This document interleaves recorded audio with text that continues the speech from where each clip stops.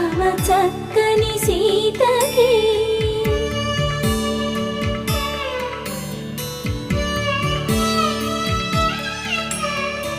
ఎర్ర జాబిలి చేయి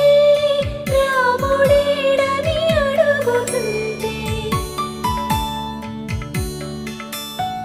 చూడలేదని పెదవి చెప్పే చెప్పలేమని కనులు చెప్పే నల్ల పూసై